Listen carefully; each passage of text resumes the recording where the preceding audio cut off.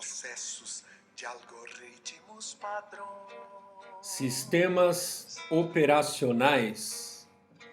Múltiplos binários Professor ternários, Alexandre quaternários Freire. sem paixões.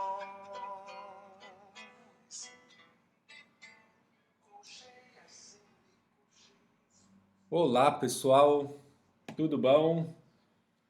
Bom, esse foi Gilberto Gil com a música Máquina de Ritmo. Bela música. E hoje nós vamos falar de threads. Vamos lá. Threads. Capítulo 4 do livro. Então a gente vai dar uma visão geral, né, do que é thread. Vai falar dos modelos de multithread, algumas questões aí relacionadas a threads. Vai falar de pthreads, né, que é um padrão, né, que pode ser implementado por várias bibliotecas. Tudo meio pincelado, tá, pessoal? Na verdade, tá? E depois a gente vai mostrar alguns códigos aqui para criar threads no Java, né? E vai fazer alguns comentários aí sobre threads no Linux e no Windows, tá bom? Na verdade aparece também alguma coisa de Solaris aí, tem outros sistemas operacionais, mas é meio pincelado ainda, tá? A gente não está ainda nesse nosso curso aqui, acho que nenhum capítulo a gente foi mais a fundo ainda, né? Logo mais a gente vai começar a ir um pouco mais a fundo nas questões, tá bom? É que eu acho que também que com relação à thread, é, o que é mais difícil mesmo seria se a gente estivesse fazendo, por exemplo, um estudo sobre processamento paralelo, por exemplo, né? Então, assim, é mais difícil ver como usar as threads e não ver como que elas funcionam, né? Isso, ver como elas funcionam, digamos, é mais fácil. O mais difícil é você conseguir, de fato, pegar problemas aí onde faça sentido, né? É você ter várias threads funcionando e você conseguir implementar isso de forma eficiente. Bom, mas então vamos ver o que é thread, né? Eu estou falando aqui de thread, acho que não sei se todo mundo já sabe aí o que é thread, né? Então vamos falar agora. Bom, então como a figura mostra aí, né? Um processo que tem uma única thread, que seria esse single threaded process, ele tem uma minhoquinha só, né? E o processo de múltiplas threads, ele pode ter várias minhoquinhas, né? Basicamente essa é a ideia, tá, pessoal? Brincadeiras à parte, né? Bom, vocês sabem, né, pessoal? A gente fica muito tempo em casa, a gente nem ideia de piada direita a gente tem, né? A gente acaba querendo contar piada e nem elabora direito, né? Enfim, mas vamos lá. Eu tô dando desculpa, na verdade, né? Porque eu faço piada sem graça mesmo. E normalmente, né? Não é só quando eu tô em isolamento social. Eu sou o cara que eu acho que o que é a piada é mais assim pra eu aquecer, né? Eu sempre falo isso na sala de aula, principalmente quando eu tô começando a aula, eu preciso aquecer os motores, né? Aí, ó, às vezes eu acabo enrolando, né? Então, ou eu enrolo com algum assunto que não tem nada a ver com a disciplina, ou eu enrolo contando alguma piada. Tenho que enrolar de algum jeito para aquecer a voz, enfim, aquecer a mente. E aquecer os ouvidos de vocês também, né? É, Mas tá bom, agora vamos falar sério, né? Então, por que a gente precisa de um processo multithread e o que é esse raio de multithread aí, né? Então, assim, se eu não me engano, acho que foi na aula passada, acho que foi, né? Na aula passada a gente estava falando de processos que podem cooperar, né? E aí para isso eles precisariam trocar informações, certo? Compartilhar dados, né? Aí a gente viu lá as formas como a gente poderia criar um novo processo, né? Como um processo poderia criar um outro processo. Uma das formas era com o filho ser uma cópia do pai, né? A gente viu até aquele comando fork lá, né? E aí esse comando ele funcionava dessa forma, né? O pai ele cria um processo filho como uma cópia dele, tá bom? Só que aí o pai vai fazer uma coisa enquanto o filho faz outra, né? Porque é um código, né, na área de códigos lá do código do processo, né, o código é o código compilado lá, né? Então, lembra que um processo é um programa que vai ser, que está em execução, né? Então, o processo ele precisa ter ali nele todos os recursos necessários para que o sistema operacional consiga executar aquele programa, certo? Um desses recursos é o próprio código do programa, né? Então, quando você cria um processo filho como cópia do pai, você vai copiar o código. Então, todo o código, se for um código pequeno, tudo bem, vai ser um código pequeno que vai ser copiado. Se for um código grande, vai ser esse código grande copiado, tá bom? Agora, por mais que então o filho vai fazer uma tarefa, o pai vai fazer outra, eles podem ter o mesmo código, né? Porque aí o código, até um exemplo que a gente viu lá, tinha um if e um else, né? If eu sou o processo pai, eu faço tal coisa. Se não, né? Se eu sou o processo filho, eu faço tal outra coisa, tá bom? Então o mesmo código, só que o pai vai executar um pedaço desse código, o filho vai executar outro, né? O pai vai cair no if, o filho vai cair no else, certo? Então tem várias coisas aqui que você não precisa, ou dependendo da situação, né, você não precisaria copiar, né? O teu filho, você e o teu filho vão executar o mesmo código, por exemplo. Então por que que você vai copiar esse código para o teu filho? Vai criar um outro processo? Por que que vocês não, vamos dizer assim, não moram na mesma casa, né? Vamos usar essa metáfora, você vai tipo comprar uma outra casa igual. Sendo que eu estou supondo aqui que o nível de colaboração é muito estreito, né? Então, sabe, não faz sentido eu alocar um outro processo para, sabe, só porque vai ter, cada processo vai executar um pedaço daquela tarefa, mas os dois estão executando a mesma tarefa. Vamos dizer assim, eles estão dividindo a tarefa, né? Então, então eles poderiam rodar dentro de um mesmo processo, né? Eu poderia ter múltiplas linhas de execução dentro de um mesmo processo. Então essa é a ideia da thread, tá bom? Então a gente viu que assim, basicamente, para um programa ser executado, ele precisa, fora aqui essa parte aqui do código, tal, dos arquivos, né, por exemplo, que estão abertos e tal, a gente viu que precisa ter lá o que, que aquele processo guarda nos registradores, né? Porque vocês lembram que tem a troca de contexto, né? Então, quando eu estou com um processo lá na CPU, aí o escalonador ele vai trocar de contexto, ele vai tirar o meu processo e vai colocar outro no lugar. Aí depois, quando ele for voltar, for devolver o meu para a CPU, ele precisa lembrar como que estavam os registradores quando ele tirou o meu processo, né? Então ele precisa restaurar exatamente como estava. Então essa aqui vai ser a área dos registradores, né, do meu processo, a pilha de execução, né, e o contador de programa, né? O contador de programa que é o que fala em qual linha do meu código eu estava executando quando o escalonador me arrancou da CPU, certo? Então, assim, se eu tenho múltiplas linhas de execução, algumas coisas aqui elas são peculiares a cada uma dessas linhas de execução. Por exemplo, essa área dos registradores e a pilha de execução e o contador de programa, tá bom? Porque aí cada linha aqui está executando uma tarefa diferente, né? Vamos dar um exemplo concreto aqui, tá? Imagina que eu queira somar uma matriz, tá bom? É, e aí eu vou, só para caber aqui no nosso exemplo, vai? Aí vamos supor que eu quero dividir essa matriz em três, tá bom? Vou pensar que eu tenho três processadores, tá? Não necessariamente isso é verdade, tá? Nem sempre. Só fazer, abrir um parênteses aqui. Vocês lembram? Isso já a gente já explicou em aulas anteriores, mas só para chover um pouco no molhado. Que é assim: se eu tivesse um processador só, faria sentido eu ter um sistema multiprocessado? Resposta: sim. Por quê?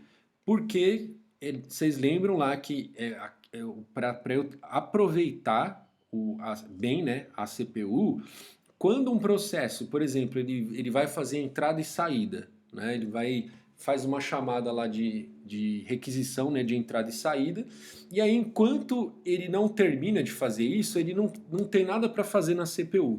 Então ele não pode ficar ali dormindo, ocupando a CPU. Então eu preciso tirar esse processo e colocar outro. Então assim, faz sentido eu ter um sistema multiprocessado, multitarefa, né? Mesmo eu tendo um único processador, tá bom? Isso faz sentido. Às vezes eu também, por outro exemplo, eu quero ter. Agora, quando a gente fala de sistema de tempo compartilhado, né? Que é o quê? Eu tenho lá o meu computador, aí eu tô escutando uma música, ao mesmo tempo em que eu tô navegando lá no browser, né? Usando o browser para navegar na internet, ao mesmo tempo em que eu tô com o meu processador de textos aberto, que eu tô digitando lá, fazendo um trabalho da disciplina de sistemas operacionais. Então, estou rodando esses três programas ao mesmo tempo e ainda tem ali um ou outro programa do próprio sistema operacional também rodando, né? Então, só que eu tenho uma CPU só. Eu não posso deixar essa CPU dedicada a um único programa desses, né? Um único processo desses. Eu preciso fazer ela dar a sensação para o usuário de que todos esses processos estão sendo executados ao mesmo tempo. Isso é o que a gente chama de sistema de tempo compartilhado. Então aí a CPU ela vai ficar, né, dividida entre todos esses processos. Ela executa um pouquinho um, depois executa um pouquinho outro, depois executa um pouquinho outro e por aí vai, tá bom? Então, se a gente for falar de múltiplos processos executando ao mesmo tempo ou de múltiplas threads executando ao mesmo tempo dentro de um único processo, meio que isso dá na mesma, tá bom? Meio que dá na mesma, né? É, então, o que traz a necessidade de ter múltiplas threads ou então de ter múltiplos processos rodando não é eu ter vários processadores. Eu posso ter um único processador e ainda assim eu querer que o meu processo seja multithread ou então que eu tenha múltiplos processos sendo executados concorrendo, né, pela CPU, para eles dividirem ali o tempo da CPU, certo? Então eu só estou abrindo esse parênteses, tá? Só para lembrar vocês disso aí, tá bom? Agora eu vou dar um exemplo concreto aqui que tem múltiplos processadores. Feito essa ressalva toda, eu vou dar um exemplo que tem múltiplos processadores. Então vamos supor, no meu exemplo, eu tenho três processadores, tá bom? Tenho três processadores. E aí eu quero somar uma matriz gigantesca, né? Aí eu posso pensar assim, eu vou dividir isso em três threads diferentes, né? Porque aí eu vou, cada uma dessas threads, ela vai somar um pedaço, uma submatriz aí dessa matriz gigante. E aí depois que cada uma somar lá o seu pedaço da matriz, eu junto tudo isso, né? Eu somo essas somas para dar a soma total, tá bom? Então, se eu não tivesse essa possibilidade aqui de ter múltiplas threads dentro de um mesmo processo, o que eu ia fazer? Eu ia criar três processos. E aí cada um desses processos ficaria responsável por somar um certo pedaço lá dessa matriz, tá bom? Uma certa submatriz, né? E aí eu teria três cópias disso tudo aqui, ó, né? Essa parte de cima aqui, ó, que é o próprio código que realiza a soma, né? Alguns dados que o programa tem que são que seriam aqui compartilhados. Quer dizer, nesse caso aqui, se eu criar três processos, cada um vai ter a sua área de dados, né? Aqui nesse caso não, eu tenho uma área de dados que eu posso compartilhar entre as threads. Então, enfim, aí vamos supor que essa matriz está num arquivo, tá? Então, os três processos teriam que abrir esse arquivo, né? Então, eu teria, né, a referência desse arquivo aberto nos três processos, tá bom? Então, é um desperdício de recurso, tá bom? E até assim, eu não tenho um número aqui para dar para vocês, mas depois vocês podem dar uma gugada, tá bom? Dar uma gugada, lição de casa aí, dar uma gugada no seguinte: o tempo médio de criação de um processo e o tempo médio de criação de uma thread dentro de um processo.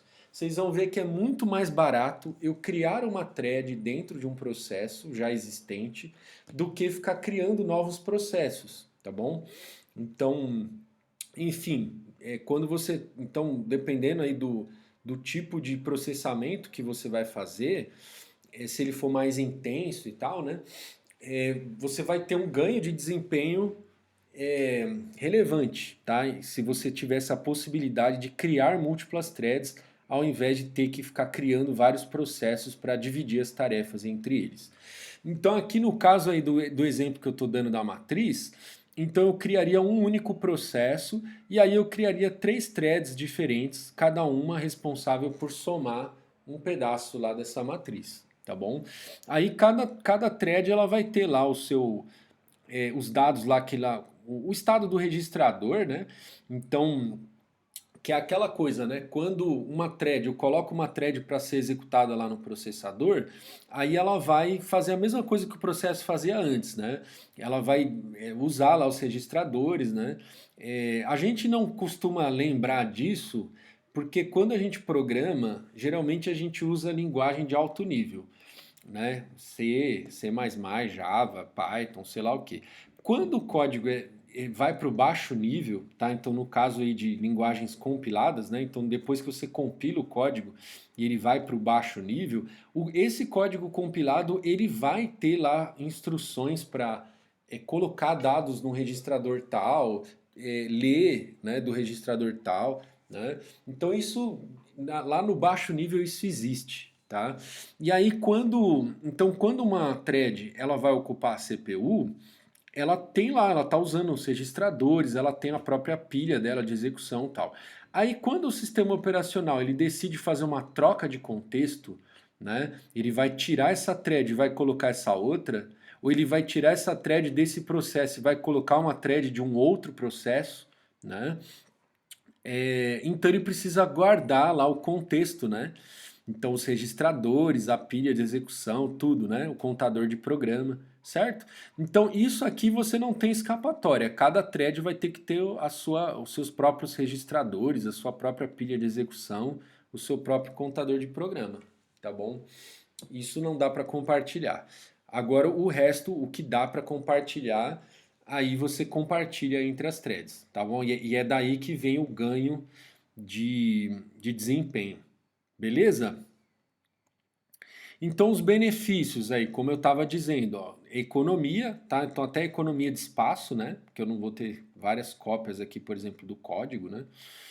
Então economia, aí você consegue utilizar arquiteturas multiprocessadas. Isso aqui você também conseguiria através de múltiplos processos, né? Cooperando, certo? Mas também com threads você também consegue.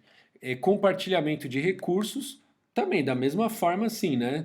Os processos compartilham recursos, mas às vezes a forma de compartilhar exige lá na verdade uma cópia, né? Muitas vezes você vai ter que pegar uma mensagem e jogar para um outro lugar, tal. Aqui esse compartilhamento é mais ao pé da letra, né? Por exemplo, o código é um recurso que está aqui e que as 3 threads aqui estão compartilhando mesmo, né? Sem precisar trocar mensagens, aquelas coisas tudo que a gente viu na aula passada. E responsividade, né? Então, assim, a responsividade ela vem desse melhor desempenho, né? Que é a capacidade de responder mais rápido, vamos dizer assim, né? Então, isso vem naturalmente do ganho de desempenho aí, tá bom? Aí a gente tem thread de usuário e thread de kernel, tá? Então, threads do usuário, o gerenciamento de thread feito pela biblioteca de threads em nível de usuário. E threads de kernel são threads admitidas diretamente pelo kernel, tá bom? Que é isso, né? Vamos lá. Ou seja, o próprio kernel, ele também vai usar desse recurso de, em vez dele criar múltiplos processos para realizar certas tarefas, o próprio kernel também vai ter múltiplas threads dentro de poucos processos, né? Ele tem um processo que cuida lá de tal coisa e dentro daquele processo ele vai criar várias threads, certo? E aí a gente vai chamar isso de thread de kernel, tá bom? Então uma thread criada pelo kernel, né, é uma thread de kernel, certo? Aí a gente vai ver agora, né, que é assim, uma thread de usuário, ela sempre vai estar atrelada a alguma thread do kernel, tá bom? Nós já vamos falar disso daqui a pouco. Então tem esses 3 modelos aí, na verdade tem um quarto modelo aí, que a gente vai ver qual é, uma mistura aí de dois desses modelos. Então, o mapeamento entre threads do usuário e do kernel, ele pode ser feito como, né? Usando o modelo muitos para um, modelo um para um e modelo muitos para muitos. Então vamos ver o desenho aqui, ó. Modelo muitos para um. Então eu tenho várias threads de usuário aqui que foram criadas, só que elas todas estão mapeadas para uma única thread do kernel, tá bom? Vocês lembram que eu falei lá, né? Que assim, o fato de eu ter um único processador, por exemplo, é, não implica que eu não queira ter múltiplas threads dentro de um processo, certo? Eu já fiz aí já falei já um pouco sobre isso, né? Agora então, se eu tenho vamos supor, um exemplo aqui hipotético, eu tenho um processador só.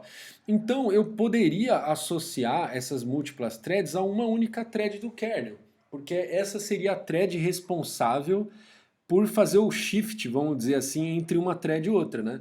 Então, quando o sistema quiser trocar dessa thread para essa thread aqui que vai controlar isso, né? Ela que vai falar assim, vamos supor, vou dar uma fatia de tempo de 10 milissegundos para essa thread, depois eu arranco essa e coloco essa aqui, né? Então essa thread aqui ela vai gerenciar essas outras 4 threads aqui, tá bom? Então até aí não tem problema nenhum em fazer isso, né?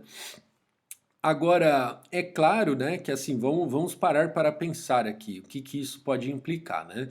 Então, muitas threads em nível de usuário mapeadas para uma única thread do kernel, tá? Isso é o modelo muitos para um. O processo, agora vamos pensar num aspecto importante aqui, ó.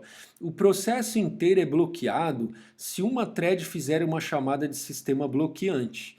Então, por exemplo, vamos supor que essa thread aqui, ela vai fazer uma leitura síncrona lá de entrada e saída, né? Lembra que dá para fazer acesso à entrada e saída síncrono e assíncrono, né? O síncrono é aquele que ele fica esperando, né? Então, enquanto isso não termina, ele não faz nada. Só que aqui, ó, a hora que ele fizer essa chamada, e ele vai falar assim, eu quero esperar aqui voltar lá a resposta da entrada e saída. Como eu só tenho uma thread de kernel para cuidar disso, essa thread ela vai ter que ficar parada, bloqueada, esperando essa entrada e saída que foi solicitada. Então essa seria uma chamada de sistema bloqueante, tá? Ela fica travada enquanto ela não é resolvida. Tá? Então eu estou dando só um exemplo hipotético, tá? Talvez não sei nem se foi um bom exemplo, mas enfim, foi um exemplo. Mas a questão toda é que assim, qualquer chamada que alguma dessas threads fizer que gerar um bloqueio dessa thread, aí eu estou bloqueando todas as outras, entendeu? Então quando o sistema operacional for fazer uma troca de contexto, né? Porque ele vai falar assim, ó, essa thread aqui está bloqueada esperando tal coisa. Aí ele poderia fazer uma troca de contexto. Só que essa troca de contexto ele não vai fazer para outra thread aqui, ó, tá? Por que não vai fazer? Porque, na verdade, em nível lá, no baixo nível do kernel, olhando agora para o kernel do sistema operacional, ele vai escalonar entre as threads de kernel e as threads de kernel vão fazer um segundo nível o escalonamento entre essas threads aqui de cima. Tá? Então, se essa thread de kernel estiver bloqueada, eu estou bloqueando todas as outras. Porque quando o sistema me autorizar a fazer... Quando me autorizar não, desculpa. Quando o sistema for fazer uma troca de contexto, ele vai trocar para outra thread de kernel. Né? Ele não vai dar mais nenhuma fatia de tempo para essa thread de kernel aqui, ó, enquanto ela estiver bloqueada lá, esperando, por exemplo, a volta dessa entrada e saída solicitada lá. Então, enquanto essa chamada de sistema bloqueante ela não for desbloqueada, vamos dizer assim, essa thread de kernel vai ficar bloqueada e, portanto, todas as threads de usuário que estiverem penduradas nela vão ficar bloqueadas. Beleza? E isso eu não estou dizendo, tá, que é ruim ou que é bom, tá? Mas só que, assim, uma coisa que assim, a gente tem que saber isso, né? Se a gente está programando multithread, a gente tem que saber no ambiente onde a gente está rodando o que vai acontecer, para depois a gente não ter lá um desempenho muito aquém do que a gente queria e não saber por quê, né? Falar assim, pô, eu fiz uma chamada aqui, aí enquanto isso eu queria que essa outra thread fizesse tal outra coisa, não sei o quê. Só que às vezes você não tá sabendo que lá por baixo dos panos, essas quatro threads estão espetadas numa mesma, essas quatro threads de usuário, né? Elas estão espetadas numa mesma thread de kernel, certo? E aí, quando uma faz uma chamada bloqueante, bloqueia todas as outras, tá bom? Então isso é um dado importante. Às vezes você realmente quer que isso aconteça, né? Você fala, se eu fiz a chamada bloqueante é porque de fato eu não tenho nada para fazer enquanto essa chamada não terminar, enquanto ela não voltar. Então realmente eu quero que fique travado mesmo, tá bom? Então para mim não tem problema, é até bom que eu fique pendurado numa só, porque, enfim, é isso que eu quero que aconteça mesmo, tá bom? Então eu não estou dizendo que isso é ruim nem que é bom, tá bom? Só uma thread pode acessar o kernel por vez, ainda falando desse modelo, né? Por isso, múltiplas threads não podem ser executadas em paralelo em processadores diferentes. Ó, aqui é uma implicação importante, né? Que aqui é assim, então se você tiver com múltiplos processadores e aí você tiver nesse modelo muitos para um, não vai adiantar nada. E você, vamos supor que era o exemplo da matriz que eu queria lá, né? Então agora eu vou colocar quatro, vai. Vamos supor que eu tenho quatro processadores. E aí eu fiz a minha tarefa lá da soma da matriz ficar dividida em quatro threads. Né? Eu pensei, né? Eu falei, eu quero isso porque eu quero usar os quatro processadores, né? Só que mal eu sabia que no fundo essas minhas quatro threads elas iam ficar mapeadas para uma única thread de kernel. Aí não vai adiantar nada, né? Porque aí essa única thread de kernel ela não vai ser rodada nos quatro processadores ao mesmo tempo. Então, o escalonador lá, quando ele jogar essa thread de kernel para um processador, né, aí ela vai ficar num processador só. Ela vai dividir esse processador em quatro aqui, né? Ela vai dividir esse tempo aqui entre essas quatro threads, tá bom? Vai executar um pouco aqui, depois um pouco aqui, depois um pouco aqui. Não vai atingir o objetivo que eu queria, certo? Por isso que é importante eu conhecer qual é o modelo que eu vou executar lá, dependendo da biblioteca que eu estou usando, enfim. Tá bom? Aí exemplos aqui, ó, Solaris Green Threads, GNU Portable Threads, tá? Se você estiver usando essas bibliotecas aqui, já não vai rolar aqui o negócio da matriz que eu falei, né? Beleza, modelo 1 para 1. Modelo 1 para 1, o kernel ele vai criar uma thread de kernel para cada thread de usuário, tá bom? Então essa thread do kernel é a thread que vai ficar responsável por, vamos dizer assim, gerenciar aquela thread de kernel, certo? Ou, desculpa, de usuário, né? Então essa thread de cada thread de usuário vai ter uma thread de kernel, digamos que responsável por ela, vamos dizer assim. Beleza? É porque, enfim, é assim, tudo que diz respeito ao sistema operacional, então, vamos supor, quando eu vou restaurar o contexto, né? Ou quando eu vou tirar uma thread do contexto, né? Assim, ela tá lá no processador, aí eu preciso pegar lá os dados que estão no registrador, nos registradores, né? E copiar na minha área lá dos registradores para eu saber certinho quando o contexto for restaurado, né? Eu saber certinho como é que estava, né?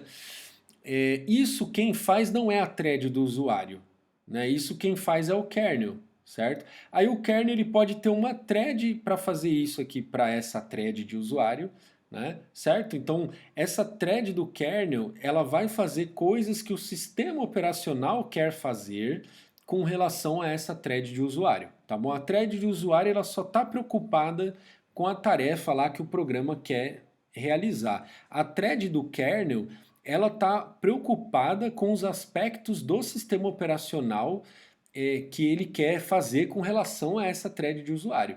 Então, sei lá, você abriu um arquivo, aí você precisa salvar o ponteiro do arquivo na tua área do processo lá. Então, essa thread do kernel vai fazer isso, entendeu? Tá bom? Então, porque às vezes a gente pode ficar pensando, né? Mas para que eu preciso de uma thread do kernel associada a uma thread do usuário. É justamente por isso, porque as threads do kernel elas estão fazendo o que o sistema operacional, o que interessa, né, para o sistema operacional com relação àquela thread do usuário. E a thread do usuário só está preocupada em realizar a tarefa lá dela, tá bom? No caso, poderia ser lá somar uma certa submatriz, certo? No modelo 1 para 1, cada thread em nível de usuário é mapeada para uma thread do kernel. Aí você vai ter uma maior concorrência do que o muitos para um, porque aí não vai ter aquela história de bloquear, né? Então não bloqueia o processo todo quando uma thread faz uma chamada de sistema bloqueante, certo? Permite rodar threads em paralelo em processadores diferentes, então não vai ter, né, nada daquilo que a gente tinha falado lá, né? Porém, custo maior, pois tem que criar uma thread de kernel para cada thread de usuário, tá bom? Então tudo isso aqui acho que já dava para imaginar, né? Então, obviamente que quando o kernel opta por criar uma única thread para gerenciar essas 4 threads aqui, ele está fazendo isso porque ele quer economizar recurso, né?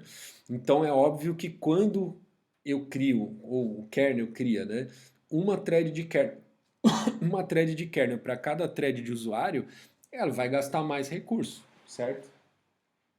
Deixa eu tomar minha água aqui.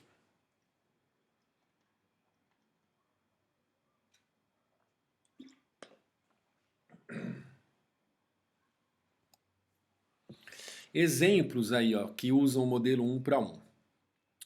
Windows NT XP 2000, Linux Solaris 9 em diante.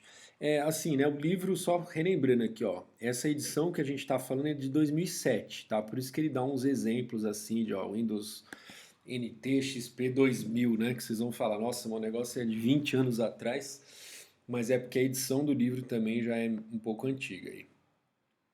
Bom, aí aqui um outro modelo, né? É um modelo que meio que faz um meio de campo aí, né? Entre esses dois modelos aqui, né? Ele faz um misto aí, né? Então ele fala assim, olha, talvez eu não precise criar uma thread de usuário para cada, ou desculpa, uma thread de kernel para cada thread de usuário. Eu posso criar algumas, né? Então não preciso ser nem tanto ao céu nem tanto ao mar, né? Não vou criar uma thread de kernel para cada thread de usuário, mas também não vou ser tão miguela a ponto de criar uma thread só de kernel para as várias threads que o usuário criou lá dentro do processo dele, né? Então eu posso criar uma quantidade, digamos, menor de threads de kernel para gerenciar aquelas threads do usuário, tá? Então aqui nessa figura são 4 threads do usuário para 3 threads do kernel, tá bom? Então vamos supor que, né, eu estou dando exemplos bem hipotéticos aqui, tá? Então vamos supor que eu tenha 3 processadores, vai? E aí então eu falo, eu vou criar 3 threads de kernel. Mesmo que o cara crie 1000 threads lá de usuário, né? Para mim eu não vou ter, sabe, o que a gente viu lá que é ruim, né? De você ter uma thread só cuidando, uma thread de kernel cuidando de várias threads de usuário, por exemplo, essa história da chamada bloqueante, né? Então assim, essa da bloqueante não o exemplo que eu dei é ruim, né? Porque na verdade a chamada bloqueante ela não está atrelada só com a questão de quantos processadores eu tenho, né? Eu comecei falando e dei um exemplo ruim. A história do que a gente viu que quando eu tenho uma thread de kernel, então desculpa a confusão, tá, pessoal? Vamos voltar à fita aí, ó, vamos falar de novo. Ó. Então assim, se eu tivesse uma thread de usuário, ou desculpa, uma thread de kernel associada a várias threads de usuário, aí se eu tivesse vários processadores, eu não ia conseguir usar 4 processadores ao mesmo tempo, nesse caso aqui, para essas threads. Por quê? Porque elas estão atreladas a uma única thread de kernel, tá bom? Agora, se eu tivesse 2 processadores, né? Aí eu poderia, ou 3, vai para ficar igual na figura lá, tendo 3 processadores. Aí se eu associar essas 4 aqui a 3 threads de kernel, aí eu vou conseguir usar os 3 processadores, entendeu? Porque aí eu posso colocar cada thread dessa aqui de kernel num processador diferente, tá bom? Então aí agora se eu quisesse usar 4, né? Eu quero dividir em 4 lá a soma da matriz. Não vai adiantar você dividir em 4 tendo 3 processadores. Entendeu? Você não é só porque você dividiu em 4 que o negócio vai ficar mais rápido, né? Você só vai conseguir fazer processamento paralelo tendo os processadores, né? Não é porque você dividiu em 4 threads que você vai rodar as 4 threads ao mesmo tempo, sendo que você só tem 3 processadores. Então aqui nesse caso, se o sistema decidisse mapear então essas 4 threads de usuários para essas 3 threads de kernel, não ia perder nada em termos de capacidade de paralelismo, vamos dizer assim, porque aí eu conseguiria usar os 3 processadores ao mesmo tempo, do mesmo jeito, tá bom? Agora, o aspecto que eu estava falando antes lá da chamada bloqueante, que eu acabei me confundindo ali, mas agora vamos falar disso, que é assim, né? Agora, nesse exemplo aqui, em que eu tenho 4 threads de usuário, se uma thread fizer uma chamada bloqueante, ela vai bloquear as 4 threads, né? Agora, nesse caso aqui, então isso não tem nada. Vamos supor agora que eu tenho um processador só, tá? Então eu tenho um processador só. Fiz a chamada bloqueante, bloqueou os 4. Lembre que assim, ó, a chamada bloqueante de um processo, o que o sistema faz? Ele vai trocar o contexto para outro processo. Enquanto esse processo não usa a CPU, ele troca para outro, né? Aí, como eu bloqueei a única thread de kernel que eu tinha, eu não vou poder ir para outra thread aqui de usuário. Eu vou ter que esperar desbloquear a minha thread de kernel para eu poder trocar o contexto para outra thread de usuário, tá bom? Então aqui, ó, no caso, esse modelo, mesmo agora considerando com um processador só, eu ainda teria um benefício se eu tivesse feito esse mapeamento aqui, ó. Se eu tivesse 3 threads de kernel mapeando aqui essas 4 threads de usuário, então vamos supor, uma dessa aqui fez uma chamada bloqueante, essa chamada bloqueante ela vai travar uma dessas threads aqui, eu não sei qual, tá? Porque as 3 elas estão meio que responsáveis por essas 4 aqui. Então isso pode ficar alterando, né, ao longo do tempo. Então vamos dizer que no instante em que essa primeira thread aqui fez a chamada bloqueante, a thread de kernel que estava cuidando dela naquele momento era essa primeira aqui da esquerda. Então o que vai acontecer? Essa thread aqui vai ficar bloqueada, tá? Aí o sistema ele pode trocar o contexto para essa outra thread aqui do kernel. E aí essa aqui vai falar, agora é a tua vez aqui, ó, essa outra thread de usuário. Ou seja, eu fiz uma chamada bloqueante aqui, mas eu ainda consigo trocar o contexto e ir para outra thread de usuário dentro aqui do mesmo processo, né? Eu ainda consigo ir para outra thread, certo? Eu estou dando um exemplo hipotético de um processador só, tá? Mas eu consigo fazer a troca de contexto aqui e dividir o tempo da CPU entre essas threads de usuário, mesmo fazendo chamadas bloqueantes, tá bom? Certo? Então isso aqui também, eu estou dando uns exemplos, acho que mais simples de entender, porque essa quantidade de threads que o kernel vai criar, como que o kernel decide, né? Como que ele fala, eu vou criar 2, eu vou criar 3, eu vou criar 4. O sistema pode agir dinamicamente, né? Ele pode falar, vamos supor, eu tinha uma só. Então no começo, vamos supor, começou, eu coloquei uma thread de kernel aqui. Aí à medida em que eu estou vendo que foi solicitado aqui, fez uma chamada bloqueante, sei lá. Aí eu posso criar uma outra aqui, por exemplo, né? Uma segunda, né? Aí, enfim, o sistema pode ir dinamicamente alterando isso. Ou não, o sistema pode ter um jeito padrão de funcionar, né? Então, você criou aqui o teu processo, eu já crio aqui 3 threads diferentes para cuidar, enfim, tá? É, como isso vai funcionar na prática pode variar bastante. Mas acho que deu para sacar aí a ideia principal, né? É, então permite que muitas threads em nível de usuário sejam mapeadas para muitas threads do kernel, nesse modelo muitos para muitos, né? Permite que o sistema operacional crie um número suficiente de threads do kernel, tá? Acho que a palavra-chave é essa aqui, ó.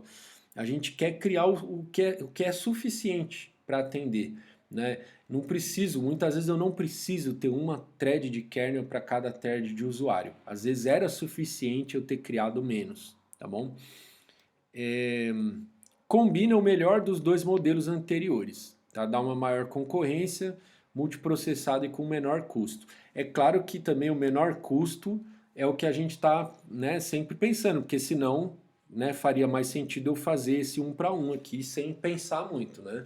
Então é claro que quanto menos thread de kernel eu criar, menos recurso eu vou gastar, né? Então aí a gente sempre vai ter esses dois objetivos conflitantes, né? Que é economizar recurso, mas ao mesmo tempo permitir aqui a concorrência, né? Uma maior concorrência entre as threads, né? Coisas assim. Aí exemplos aqui que usam esse modelo, muitos para muitos. Solaris, antes da versão 9, né? Windows NT 2000 com pacote Thread Fiber. Beleza. Modelo de nível 2 ou de dois níveis, né? Acho que era de dois níveis, não é de nível 2. Acho que o termo correto era de dois níveis. É junção dos modelos muito para muitos e um para um. E aí tem uns exemplos aqui de sistemas que usam, tá bom? Então o que seria esse modelo de dois níveis? Eu vou falar modelo de dois níveis, tá? Eu acho que não é modelo de nível 2. É assim, dentro de um mesmo processo, o processo criou várias threads, só que o sistema, por alguma razão, ele pode pegar para uma certa thread e alocar uma única thread de usuário, ou desculpa, de kernel, para aquela thread do usuário, e para outras ele pode usar o modelo lá muitos para muitos. Ele pode pegar um subconjunto de threads aqui. Então, nesse exemplo, tinha 4 threads de usuário, ele mapeou para 3 do kernel, enquanto essa outra ele mapeou uma única. Tá bom? Então, esse tipo de decisão que o sistema pode ter, ela pode ser feita dinamicamente, né? Então, assim, o sistema identificou que essa thread ela faz muitas chamadas bloqueantes. Então, deixa uma thread de kernel só para essa thread de usuário aqui, entendeu? Porque ela faz muita chamada bloqueante, né? Porque se vamos supor que eu tivesse 20 threads aqui de usuário mapeada para 3 threads de kernel. Aí, sabe, quando uma faz uma chamada bloqueante, ela vai prejudicar muito o desempenho das outras, porque as outras 20, as outras 19, né? Antes elas estavam as 20 concorrendo com 3. Porque elas estão concorrendo, né? Elas têm só 3 threads de kernel para elas todas, né? Então antes as 20 estavam concorrendo por 3 threads de kernel. Aí quando uma fez uma chamada bloqueante, ela deixou as outras 19 concorrendo só por 2 threads de kernel. Entendeu? Então, sabe, se tiver uma thread que está toda hora ali fazendo chamada bloqueante, às vezes é melhor deixar uma thread de kernel dedicada só para ela, tá bom? Um outro exemplo também poderia ser o sistema deixar o próprio usuário determinar isso na hora dele criar a thread. Então, na hora dele criar a thread, ele fala, ó, o que você quer? Você quer que essa thread nova que você está criando, que ela tenha uma thread de kernel específica para ela, ou você quer que ela compartilhe lá um certo subconjunto de threads com as outras que você já criou, né? Porque aí, isso aí provavelmente acho que é o mais. Talvez seja o que fique mais fácil, vamos dizer assim, porque o sistema não vai precisar fazer esse monitoramento que eu estava falando, para ele tomar essa decisão.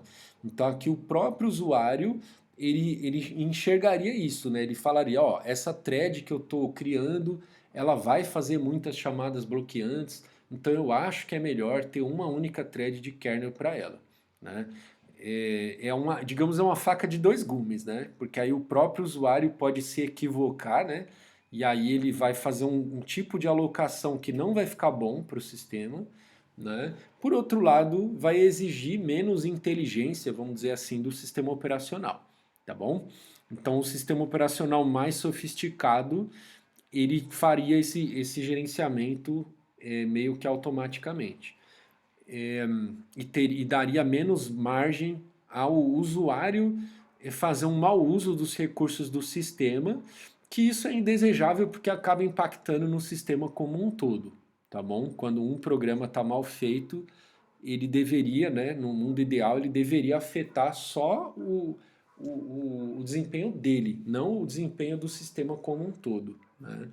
Então, então aqui na verdade, quanto menos o kernel se ocupar do teu programa, mais sobra tempo para ele se ocupar dos outros. Então, o mau desempenho de um processo pode afetar nos outros. Então, enfim.